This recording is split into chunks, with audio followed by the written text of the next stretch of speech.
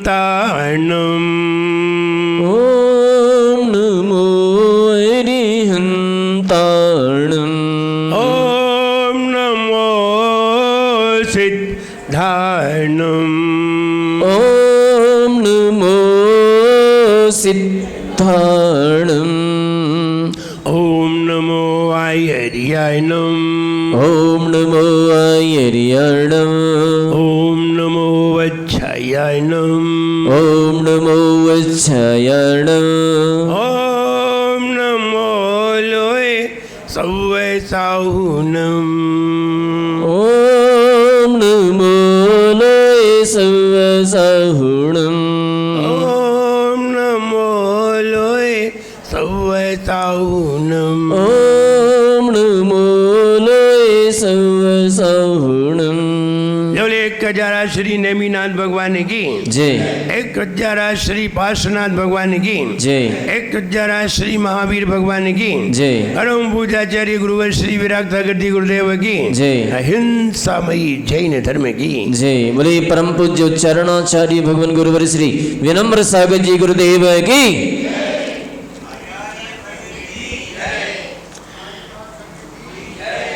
खुद की यहाँ तलाश करे, खुद की यहाँ तलाश करे, वो निज पर्वाभास करे।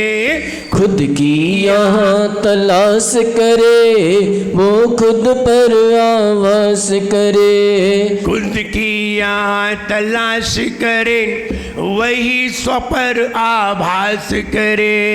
खुद की यहाँ तलाश करे, वही स्वपर आभास करे। निज पर ही विश्वास करे, और निज पर ही विश्वास करे। निज पर ही विश्वास करे, निज पर ही विश्वास करे। जो भी लक्ष्य बनाता है, जो भी लक्ष्य बनाता है, और पाने शक्ति लगाता है। जो भी लक्ष्य बनाता है, पाने शक्ति लगाता है। लक्ष्य मिल जाए हो, लक्ष्य मिल जाए, दिल खुश हो जाए रे। जीवन है पानी की बूंद, कब मिट जाए रे हो। जीवन है पानी की बूंद, कब मिट जाए रे। होनी अनहोनी हो, होनी अनहोनी, कब क्या घट जाए रे। जीवन है पानी की बूंद, कब मिट जाए रे हो। जीवन है पानी की बूंद, कब मिट जाए रे। कल विचार किया जा रहा था, हम धन तो प्राप्त कर लेते हैं, ध्यान रहे किन्हीं ने लिखा है धन तो उनके भी पास हो जाता है जो बहुत पाप किया करते हैं। सुना भी होगा, सुरधारा और लक्ष्मी पापी के भी होए। धन तो उनके पास भी हो जाता है जो पाप में रमा करते हैं।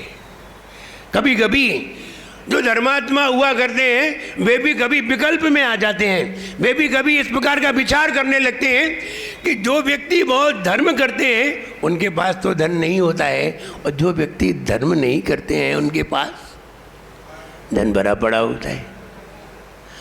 और महाराज जी तो यही बताते हैं कि धर्म से धन होता है, इसलिए हमने पहले ही मना कर दिया, ये धर्म से धन नहीं होता। तो आप हमसे प्रश्न ही नहीं कर सकते कि आप कि धर्म से धन होता है।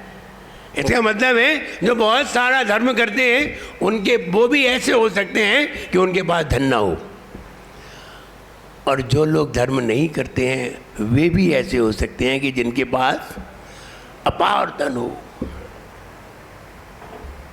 ऐसे भी बहुत सारे लोग दिखाई देंगे, और ऐसे भी बहुत लोग दिखाई देंगे। धन पाना तो सरल है, कोई खास बात नहीं है, लेकिन हम कल बता रहे थे बुद्धिमान होना बहुत जरूरी है। धनवान होने के साथ बुद्धिमान होना जरूरी है। बुद्धिमान वही व्यक्ति है जो व्यक्ति तत्काल ये बात समझ ले कि क्या सही है और क्या गलत है। बुद्धि का काम क्या है? और कोई काम नहीं है। क्या सही है और क्या गलत है, बस इतना ही काम बुद्धि का है। सामने से कार आ रही है, आप स्कूटी से जा रहे हैं, आप साइड से हो जाएं, किसने कहा? किसने कहा? बुद्धि ने। बुद्धि नहीं होती तो एक चींटी जा रही है या कोई मकड़ी जा रही है और सामने से कार आ रही है, उसे कोई मतलब नहीं है, चढ़ जाए तो चढ़ जाए, उसे उसके बाद क्या नहीं है? बस बुद्धि नहीं है। बुद्धि नहीं है तो वो व्यक्ति निर्णय नहीं कर सकता है। इसलिए बुद्धिमान होना बहुत जरूरी है। धन हो जाए, धन ना हो तो भी कोई बात नहीं है, बुद्धि होनी चाहिए। लेकिन आचार्य महाराज कहते हैं धन भी होना चाहिए। देखिए, एक बात आप समझ लीजिए, जब भी आप धर्म पर आरूढ़ होंगे, जब भी आप धर्म कार्य करने चलेंगे, तब आपको यह बात महसूस होगी कि धन से भी कोई ऊंची चीज है। यह बात महसूस होगी कि हमारे परिवार से भी कोई ऊंची चीज है। यह बात महसूस होगी इस संसार में दुनिया से भी कोई ऊंची चीज है। इसीलिए हम सब कुछ, घर द्वार परिवार को छोड़ करके मंदिर आ रहे हैं। लगता है यहां से भी कोई अच्छी चीज है। और किन्हीं किन्हीं को यह विश्वास होता है कि हमारे पास जितनी भी अच्छी चीज है वो सब यहीं से है, इसलिए हम यहां हैं। अब बुद्धि ने तो यह निर्णय कर लिया, और बुद्धि ही निर्णय करती है, बुद्धि ने विचार भी कर लिया। अब विवेक तैयार आता है, अब विवेक सामने आता है। बुद्धि के बाद विवेक आता है। और ये भी बात समझ लीजिए, जब आपके पास बहुत सारा धन हो जाएगा, जब आप धन से संपन्न हो जाएंगे, धन की इच्छा, आपकी धन पाने की इच्छा समाप्त हो जाएगी, तब धर्म करने की इच्छा होगी। जब तक धन के ऊपर मन लगा हुआ है, तब तक धर्म एक अपेक्षा से किया जाएगा कि मेरे घर में संपन्नता हो, मेरे घर में धन हो। और जब धन हो चुका है, अब आप भगवान के पास आएंगे तो धन की कामना नहीं करेंगे, क्योंकि धन तो हमारे पास है। राजा लोग कभी धन नहीं मांगते, उनके पास तो भरा पड़ा है, वे लोग धन नहीं मांगते हैं। भरत चक्रवर्ती से तुमने भरत चक्रवर्ती के इतिहास में पढ़ो, उनका पूरा चारित्र पढ़ो, कहीं भी उन्होंने धन की मांग नहीं की, कभी भी भगवान के सामने धन की मांग नहीं की, क्योंकि धन उनके पास भरा पड़ा था। ध्यान रहे, जब हमारा मन धन से संपन्न हो जाता है, तब धर्म करने के लिए तैयार होता है। आप प्रोफेसर हैं, आप प्राचार्य हैं, आप बढ़िया अफसर हैं, आपको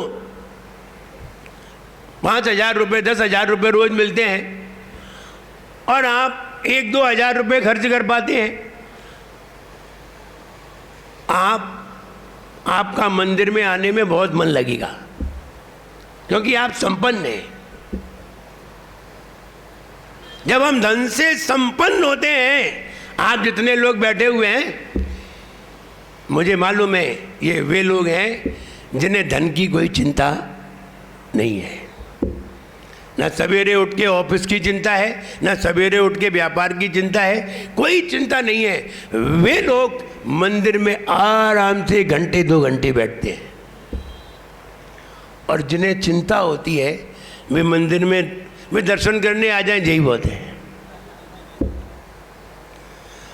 और उनसे कहिए दर्शन करने की, आप मंदिर चलिए, बोले टाइम नहीं है। कौन कहेंगे?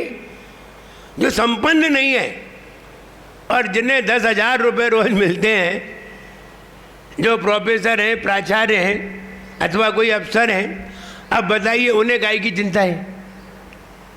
वो मंदिर में आएंगे, अभिषेक करेंगे, पूजन करेंगे, आधा घंटे मंदिर में स्वाध्याय करेंगे, बैठेंगे, और अगर कोई मुनिराज आ जाएं तो उनसे तत्व चर्चा भी करेंगे, क्योंकि उनके पास समय है।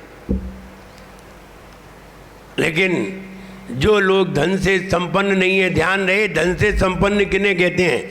जो लोग संतुष्ट होते हैं, वे धन से संपन्न है। वरना एक मानव ही एक ऐसा है, 84 लाख भेदों में, 84 लाख पर्यायों में एक मानव ही ऐसा है जो धन कमाता है, बाकी कोई भी ऐसे नहीं है। आप सब पे नजर डाल लीजिए, कोई भी धन नहीं कमाता, चाहे देव हो, देवता हो, देवियां हो, जानवर हो, नारकी हो, महिलाएं हो, एक भी धन नहीं कमाते। बोले नहीं नहीं, अब तो महिलाएं बहुत कमाती हैं। ये महिलाएं नहीं है,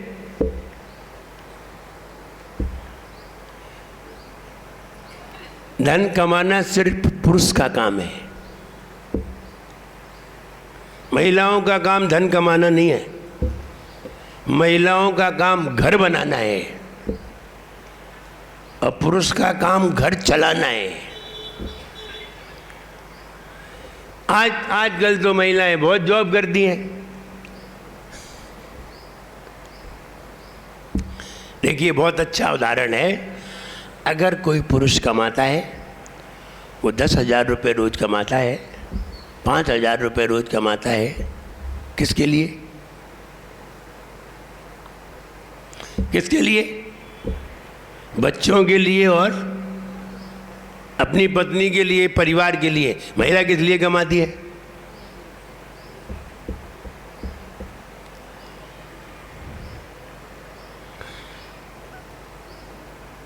विचार करिए, और विचारणीय है।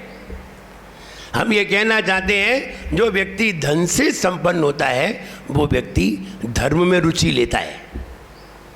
आप देखिए, कोई प्रोफेसर हो, कोई प्राचार्य हो, कोई अफसर हो, अगर वो धर्म के मार्ग पे आ जाएं तो बहुत अच्छा चिंतन करते हैं, बहुत अच्छे विचार करते हैं, क्योंकि पढ़े लिखे हैं, आगम को पढ़ते हैं, समझते हैं, हर बात को समझते हैं। लेकिन जो लोग धन से संपन्न नहीं होते, हम ये कहना चाहते हैं, धनवान बनिए, धन इतना कमाइए कि एक दिन तुम्हारा धन से मन भर जाए।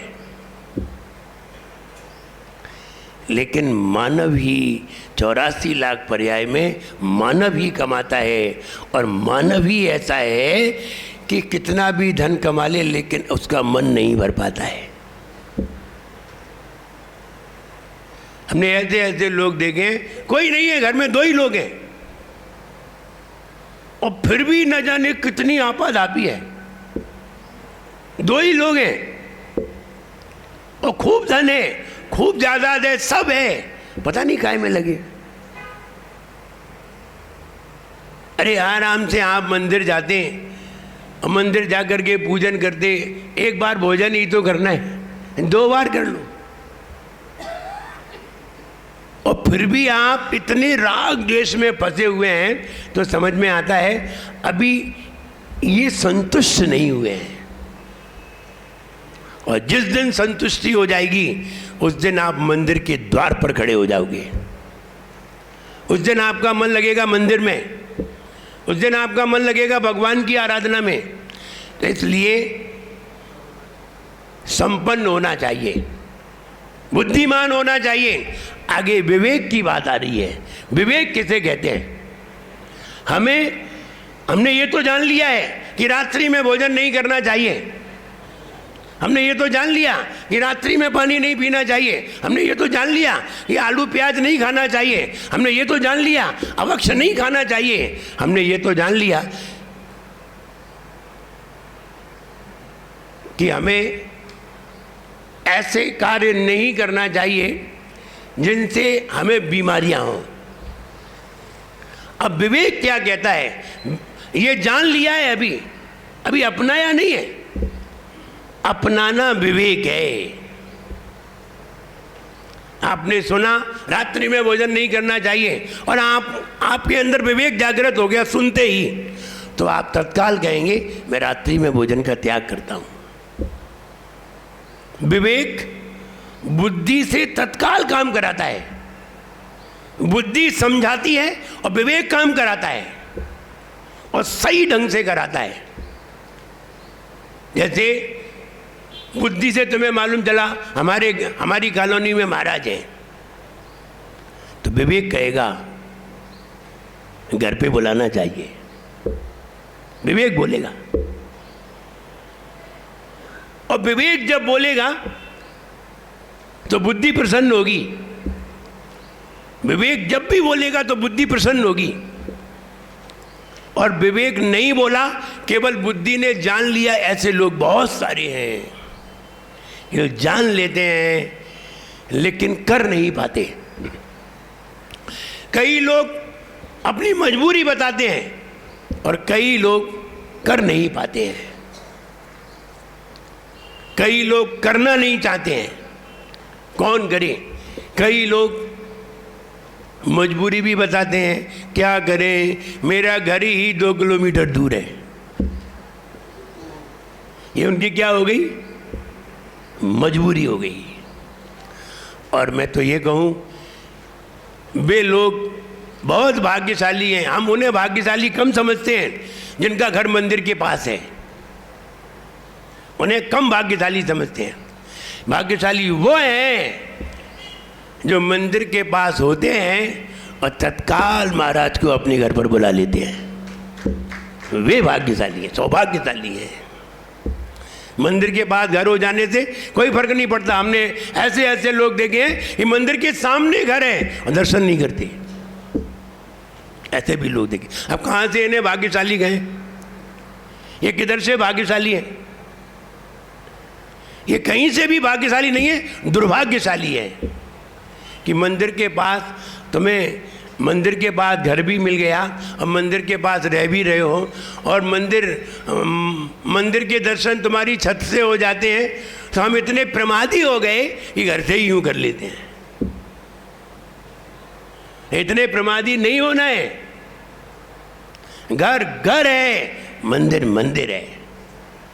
मंदिर में आकर के जो भाव बनेंगे वो घर पे खड़े होकर के कभी नहीं बन सकते। इसलिए मंदिर में मंदिर की वर्गणाएं अलग होती हैं, सारी पॉजिटिव होती हैं। मंदिर में आते ही हम पॉजिटिव एनर्जी से भरने लगते हैं और पॉजिटिव विचार करने लगते हैं।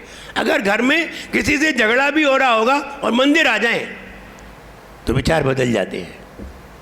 क्या ज़रूरत थी झगड़ा करने की, क्या ज़रूरत थी लड़ने की, ऐसे विचार आने लगते हैं। और घर पहुंचते तो हम छोड़ेंगे नहीं उसे, ऐसे विचार आने लगते हैं। मंदिर में पॉजिटिव एनर्जी प्राप्त होती है क्योंकि भगवान पॉजिटिवनेस से भरपूर हैं। उनको देखते ही एनर्जी चालू हो जाती है। इसलिए कहते हैं दर्शन करिए। बुद्धिमान तो बने, पढ़े लिखे हो गए, और इतने पढ़ लिख गए, इंजीनियर हो गए, न जाने क्या क्या पढ़ लिख गए, लेकिन विवेक तैयार नहीं हुआ। अब विवेक पे ध्यान दीजिए। आपने पढ़ा, अच्छा योग्य बने और अच्छे पढ़ लिख गए। अब विवेक क्या कहेगा? अब विवेक कहेगा कि जिसकी कृपा से आप पढ़े हैं, जिसने आपको आशीर्वाद दिया है, जिसकी कृपा से आपको ऐसा पुण्य अर्जित हुआ है, ऐसी बुद्धि अर्जित हुई है, उसका सम्मान जरूर करिए। ये विवेक बोलेगा।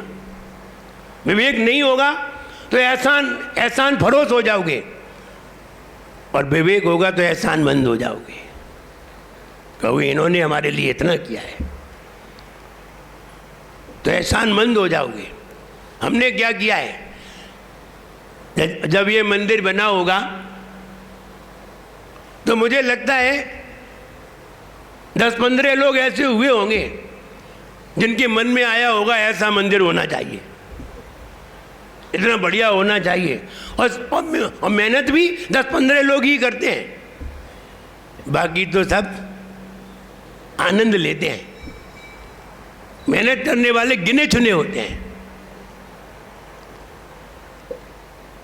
जब ये बना होगा तो उन लोगों ने कितनी मेहनत की होगी, और मेहनत करके अब विवेक लगाया, अब बुद्धि लगाई, विवेक लगाया कि यहाँ अगर ऐसा मंदिर बनेगा तो पूरे लोग यहाँ आकर के आराधना करेंगे, पुण्य अर्जन करेंगे। और जैसे ही मंदिर बना होगा वैसे ही बहुत सारे लोगों का मन होने लगा होगा कि हम भी अब लाल घाटी में ही रहें, हमें भी वहाँ प्लाट मिले, हम भी वहाँ अपना मकान बनाए। अरुण भैया हुआ कि नहीं बताओ? पहले तो वहाँ पड़े थे चौक में, फिर लाल घाटी में मन हो गया। ऐसे ही थोड़ी हो गया। जब अच्छा मंदिर बन जाता है और जहाँ साधुओं का समागम मिलने लगता है वहाँ अपना मन होने लगता है। और फिर लोग हैं, जितने घर हैं उतनी ही कार है, और कार कहाँ रखें, इसलिए लोग ऐसे स्थान पर रहना चाहते हैं जो खुला हो। हम अभी विचार कर रहे थे, हमने कहा इतनी सारी बड़ी बड़ी बिल्डिंग बनाई है, इनको वृक्ष भी लगाना चाहिए। तो हम ये बात बता रहे थे कि हमने अपने घर में सब चीज़ उपलब्ध कर ली, खाने की, पीने की, रहने की, सोने की, सब चीज़ उपलब्ध कर ली। ऑक्सीजन की कोई चीज़ उपलब्ध की? सिलेंडर मंगाओगे? बताओ, ऑक्सीजन कहाँ से लाओगे जिससे तुम जिंदा रहते हो? तुमने पीने के लिए पानी उपलब्ध कर लिया, खाने के लिए भोजन, एसी मकान बना लिए, एसी लगा लिए, सब कर लिया तुमने, ऑक्सीजन कहाँ से लाओगे? बोलो, सिलेंडर लगाओगे क्या? नहीं। इसलिए एक मकान पर एक पेड़ होना बहुत जरूरी है। और आजकल जो कॉलोनी बनती है तो 2 मकान के बीच में एक पेड़ लगता है, फिर 2 मकान के बीच में उधर लग जाएगा, एक उधर एक इधर। इस तरह से कॉलोनी बनाई जाती है। वो इसीलिए बनाई जाती हैं कि हमें कभी भी किसी तरह की कोई परेशानी ना हो। समझिए, ये विवेक है।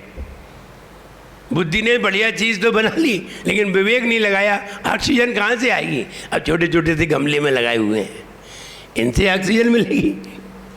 इतने इतने से पेड़ से ऑक्सीजन कहाँ मिलेगी? बड़े वृक्ष होना चाहिए। तो हम यही देख रहे थे, हमने कहा यहाँ तो बहुत गर्मी लगेगी क्योंकि चारों तरफ बिल्डिंग लगी है, पेड़ तो है ही नहीं। बोले महाराज पेड़ भी हैं, अपने मंदिर में तो हैं, और कहीं हो या ना हो। तो हमने ये कहा क्योंकि पेड़ भी होना जरूरी है, विवेक है, तो हम ये कहना चाहते हैं हम विवेक पूर्वक सारे कार्य करें। आखिर आप कोई भी कार्य करते हैं, मंदिर में पूजन करने के लिए आपकी बुद्धि ने कह दिया चलो मंदिर चलिए, अब विवेक लगाइए, पूजन क्यों कर रहे हैं? पूजन करने का उद्देश्य, हम महाराज को हार दे रहे हैं, हार देने का उद्देश्य, चौका लगाने का उद्देश्य, ये विवेक डालेगा आप। जैसे ही तुम विवेक डालोगे वैसे ही अपने आप विचार आने लगेंगे कि हम मंदिर में आ रहे हैं, पूजन कर रहे हैं। पूजन इसलिए कर रहे हैं कि हमारे मन में निर्मलता आए, हमारा मन सरल हो, हमारा मन निर्मल हो, और हम अभी इधर उधर भाग रहे हैं संतुष्ट हों। देखिए, बहुत कर लिया आप लोगों ने, बना लिया, अच्छी तरह खा भी लिया, पहन भी लिया, रह भी लिया। अब कोई दूसरा भी कार्य कर लो, क्या जो हमें करना चाहिए। अभी तक राग करके देखा है, अभी तक सबको पा करके देखा है, अब सबको छोड़ करके देखो। ये भी तो एक जीवन है, एक पाने वाला जीवन है और एक छोड़ने वाला भी जीवन है। ये भी करके देखो, और अगर ये नहीं कर पाए तो बाद में पछतावा होगा कि हम ये नहीं कर पाए। बाकी तो सब कर लिया, बढ़िया मकान भी बना लिया, बढ़िया मंदिर भी बना लिया, सब कुछ अपना लिया, लेकिन अब त्याग नहीं कर पाए। ऐसा ही अभ्यास एक एक दिन करके देख लो। एक एक दिन करने में क्या जा रहा है? एक दिन, चलो एक दिन के लिए हम घर का त्याग करते हैं। बोले एक दिन के लिए? हाँ, एक दिन के लिए घर का त्याग करते हैं। ना घर जाएंगे, ना घर देखेंगे, ना घर में पानी पीने जाएंगे, कुछ नहीं करने जाएंगे। फिर कहाँ खाने जाएंगे? देखो तो, तुम त्याग करके तो देखो भाई। जब तुम त्याग करोगे तो 4 लोगों को पता तो चलेगी। जब आपके यहाँ कोई गुजर जाता है और 4 लोगों को पता चल जाता है और आपके यहाँ भोजन नहीं बनता, बताइए भोजन आता है कि नहीं? आता है। यही तो आपका पुण्य है, तभी तो पता चले आपका पुण्य है कि नहीं। और ऐसे ही 2 दिन के लिए, 3 दिन के लिए घर का त्याग कर दो और कह दो हम मंदिर में ही बैठेंगे। देखो कई लोग आएंगे, भाई साहब भोजन करने चलिए, मेरे यहाँ चलिए। आप अपने घर नहीं जा रहे तो कोई बात नहीं, मेरे यहाँ चलिए। और कोई नहीं आएगा तो हम तो हैं, तो मेरे साथ चलना। त्याग करके देखो। महाराज है, महाराज ने आजीवन घर का त्याग किया। अभी महाराजों की उम्र ही क्या है जरा देखो। और महाराजों ने आजीवन घर का त्याग कर दिया। घर देखा ही नहीं, जानते ही नहीं है घर क्या है, कहाँ है, कैसा है। ठीक है, लेकिन अपना नहीं है, त्याग कर दिया। आप थोड़े दिन के लिए करिए प्रमोद जी, बहुत दिन हुए घर में रहते रहते। 2 दिन के लिए, 3 दिन के लिए घर का त्याग। घर में जाना ही नहीं है पानी पीने। फिर देखो कैसा लगता है, अनुभव करिए। इसे कहते विवेक। विवेक अनुभव कराता है। बुद्धि तो कहती है हाँ त्याग करना चाहिए। वो बात एक याद आती है। एक बाबा जी प्रवचन करने गए और उन्होंने प्रवचन किए, सब मोह माया है, इसका तो त्याग करना चाहिए, कुछ भी साथ में नहीं जाएगा, सब यहीं धरा रह जाएगा। प्रवचन कर रहे थे और एक प्रवचन के 3 लाख रुपए ले रहे थे और कह रहे थे सब मोह माया है, सब मोह माया है, यही धरा रह जाएगा, कुछ भी साथ नहीं जाएगा। और एक प्रवचन के 3 लाख मांग रहे थे। तो बुद्धि तो थी लेकिन विवेक नहीं था। ऐसे ही हमें जब ये हमने सब कुछ करके देख लिया, घर में रह करके देख लिया, सो करके देख लिया, बना करके देख लिया, सब करके देख लिया, अब एक काम और कर लीजिए। क्या? त्याग करके और देख लीजिए। चाहे भले ही थोड़े दिन के लिए सही, भले ही थोड़े दिन के लिए सही, लेकिन त्याग करके देखिए। आपको ये बात महसूस होगी कि हमने भी एक दिन महाराज बन के देखा है, हमने भी 2 दिन महाराज बन के देखा है, हमने भी 5 दिन महाराज बन के देखा है। और 5 दिन महाराज बन के देखा है तो ये एहसास हुआ है कि महाराज बन के कैसा लगता है। कोई चिंता नहीं रहती, ना घर की, ना व्यापार की, ना परिवार की, ना संसार की। आराम से धर्म ध्यान में लगते हैं। ऐसे ही महाराज होते होंगे, क्या आनंद में रहते हैं। बुद्धि के साथ विवेक भी लगाइए। बुद्धिमान बन गए, विवेकवान बनिए। और ध्यान रहे, आप विवेकवान बन गए तो ज्ञानवान भी बनेंगे। क्योंकि विवेक तुम्हें कहाँ ले जाएगा? ज्ञान पर ले जाएगा। विवेकवान बने तो ज्ञानवान भी बनेंगे, और ज्ञानवान बने तो फिर पुण्यवान बनोगे। पुण्यवान से बढ़कर के दुनिया में कोई नहीं है। अनंत भगवान क्या है? धनवान है, बुद्धिमान है, विवेकवान है, ज्ञानवान है या पुण्यवान है? अनंत भगवान पुण्यवान है। कैसे माने कि वे पुण्यवान है? और जिनको देखते ही तुम्हें पुण्य बंद होने लगता है, जिनको देखते ही तुम्हें पुण्य का आश्रम आने लगता है, वो पुण्यवान है। कोई मुनिराज ना धनवान है, धनवान तो नहीं है, वो मुनिराज पे धन कहाँ है? विनय भैया, मुनिराज पे धन कहाँ है? ज्ञानवान है, धनवान नहीं है ना। अरे धनवान है। जब आप कोई कार्य करने जाते हो, धन के लिए करने जाते हो, और महाराज यूं कर दे तो तुम्हारे पास धन आ जाता है। इनके हाथ में ही धन है, लेकिन तुम्हारी समझ में नहीं आ रहा। तुम्हें तो वो दिखना चाहिए, गड्डी दिखना चाहिए तुम्हें। गड्डी नहीं, उन्होंने यूं बात किया और धन आया। तो मुनिराज धनवान भी हैं, बुद्धिमान भी हैं, विवेकवान भी हैं, और ज्ञानवान के साथ पुण्यवान भी हैं। क्योंकि जैसे ही आप मुनिराज को देखते हो, वैसे ही आप हाथ जोड़ करके खड़े हो जाते हो, नमोस्तु करने के लिए तैयार हो जाते हो। कितना पुण्य बंद हो जाता है एक बार नमोस्तु करने से। इसलिए मुनिराज, जो मुनिराज में लक्षण है, वे ही भगवान में लक्षण है। भगवान भी ज्ञानवान है और पुण्यवान है। हम ये कहना चाहते हैं कि हम कभी कभी हमारे जीवन में ऐसा अवसर आता है कि महाराज सामने हो, मुनिराज सामने हो, आचार्य महाराज सामने हो, संघ सामने हो। पहली बात तो ये है, चतुर्विध संघ बहुत मुश्किल से मिल पाता है। बताओ कितने दिन बाद मिला होगा चतुर्विध संघ? चतुर्विध मीन्स चारों तरह के लोग मिले कभी? पहले तो मिले होंगे। मेरा अंदाजा जब आचार्य श्री आए होंगे तभी मिला होगा। जब गुरुदेव आए कि नहीं, यहाँ आए, यहाँ तभी तब मिल गया होगा। उसके बाद तो मिलना मुश्किल है। मिला, और मिला भी होगा, ऐसा नहीं है नहीं मिला हो, मिला भी होगा। चतुर्विध संघ, और चतुर्विध संघ के सानिध्य में आप कल शांति विधान करेंगे। कल शांतिनाथ भगवान का क्या है?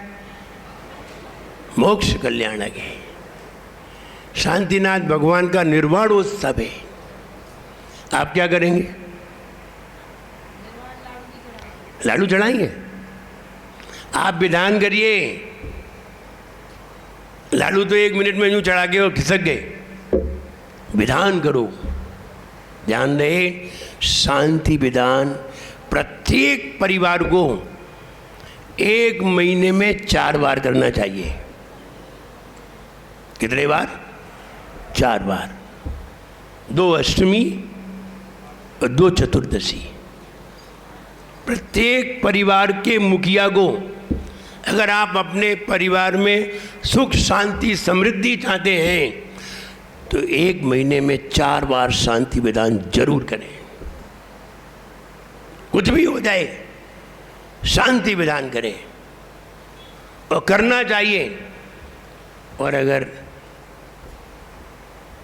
नहीं करोगे तो कहीं ना कहीं परेशानी सी आएंगी, और फिर आपको वो विधान करना पड़ेगा। पहले ही कर लो। वो कहते हैं ना कि जब कोरोना हो रहा था तो वैक्सीन बाद में लगवाई थी कि पहले?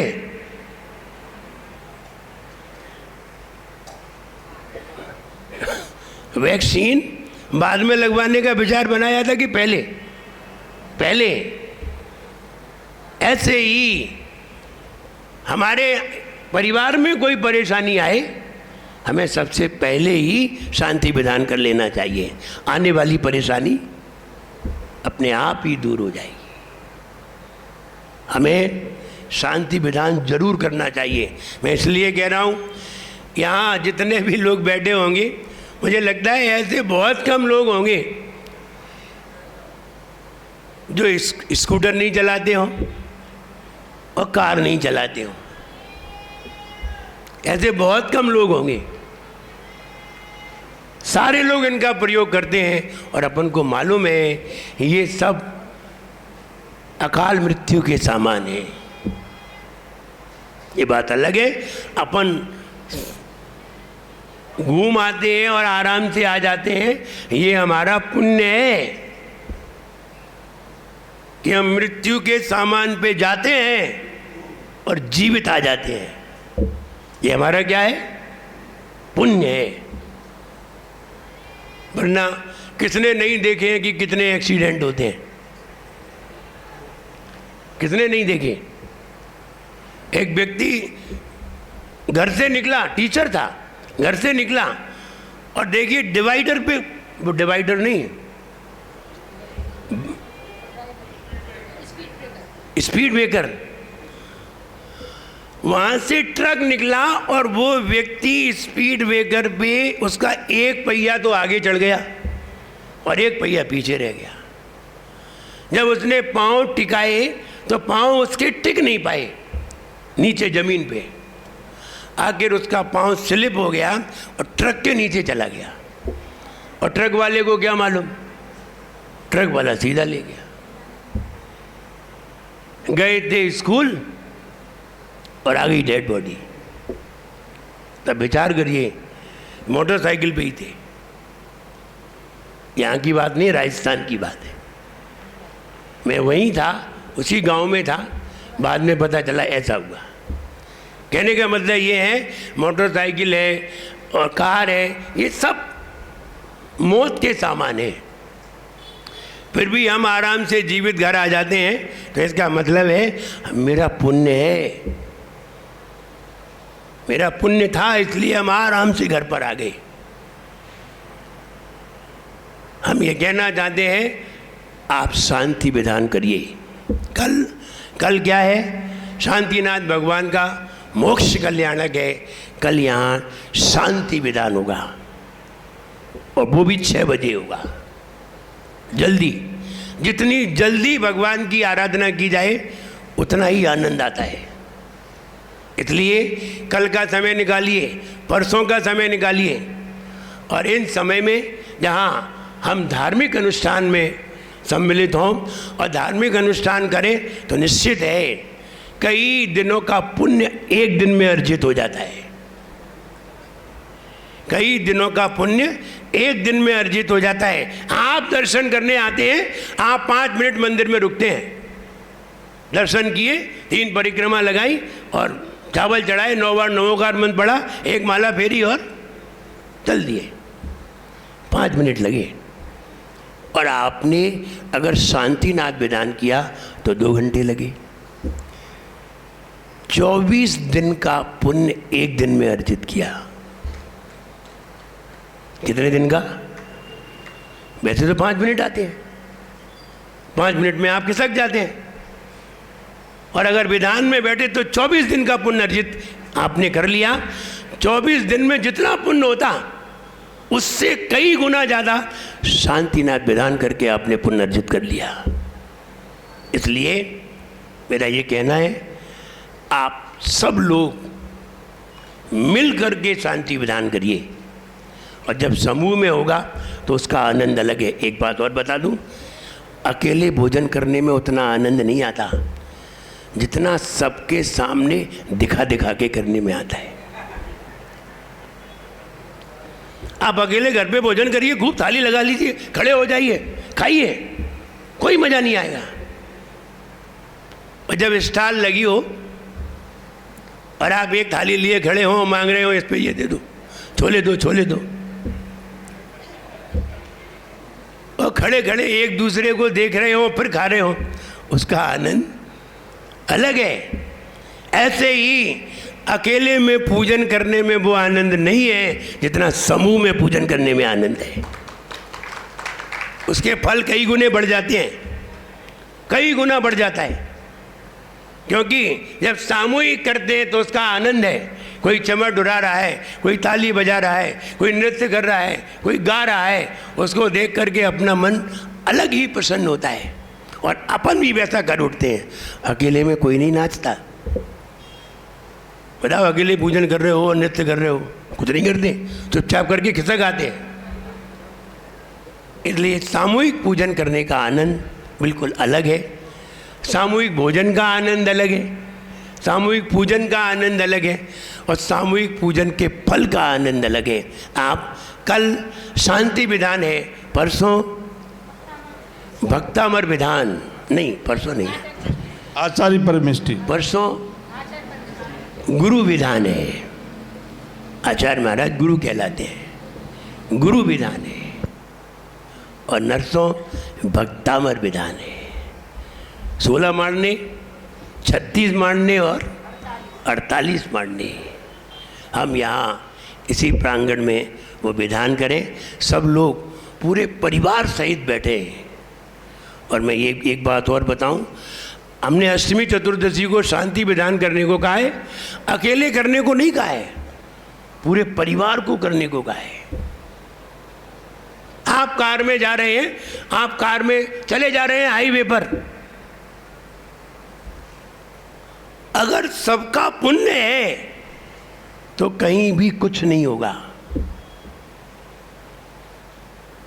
और अगर कहीं किसी का भी पाप का उदय आ गया तो कहीं ना कहीं दुर्घटना तो हो ही जाती है। और सबका भी आ जाए। एक व्यक्ति दर्शन करने आ रहा था, गाड़ी में 9 सवारी थी, और 9 सवारी वो रोड से नीचे उतर गई। अब ब्रेक भी फेल, ब्रेक भी नहीं लग रहा है, चली जा रही है। ब्रेक लगा भी रहा है तो भी सरक रही है। अब चल नहीं रही है, सरक रही है, क्योंकि खाई है नीचे, और 250 फीट गहरी खाई। अब बताइए 9 लोग की क्या हालत होगी। और सरकी जा रही है कार, ब्रेक लगे हुए हैं, कार सरकी जा रही है, और अचानक एक पेड़ का इतना सा खूंट था जो रह गया था। पेड़ तो कट गया, लेकिन इतना सा रह गया था, उससे जाकर के अड़ गई, और मुश्किल से 20 फीट नीचे उतरी होगी, और वहाँ जाकर के वो कार उसी से अड़ गई जाके। और वे धीरे धीरे सब निकल आए, एक को भी कुछ भी नहीं हुआ।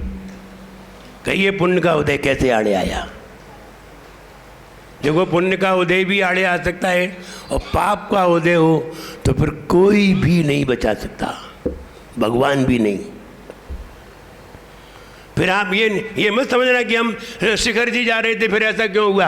आप कहीं भी जा रहे हो, पाप का उदय तो कहीं भी आ सकता है, कहीं भी आ सकता है। ये नहीं है कि शिखर जी की वंदना करने जा रहे तो नहीं आएगा। जब हम शिखर जी में थे 2014 में, तो 8-10 लोगों का ये समाचार आया था, वे ऊपर ही निपट गए। ऐसा नहीं है कि वहाँ उदय नहीं आ सकता है, कहीं भी उदय आ सकता है। इसलिए हम ये कहना चाहते हैं, शांति विधान समूह में करिए, पूरे परिवार सहित करिए।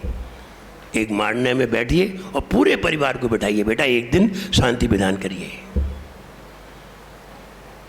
इसलिए वह शांति विधान हमारे जीवन में सारी आने वाली परेशानियों को दूर करता है। किसी भी पीड़ा को दूर करने का एक ही तरीका है, शांति विधान। आप पंचकल्याणक करिए, बड़े पंचकल्याणक करिए, और पंचकल्याणक में मान लीजिए पांडाल में आग लग जाए, मूर्ति गिर जाए, क्या करोगे?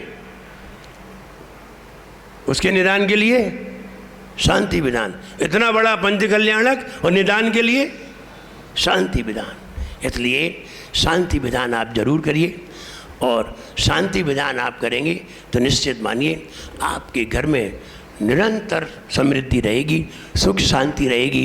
पूरे परिवार सहित बैठिए और फिर गुरुओं का आशीर्वाद लीजिए, गुरु विधान करिए, और उसके बाद तो फिर कहने ही क्या है, कौन सा विधान?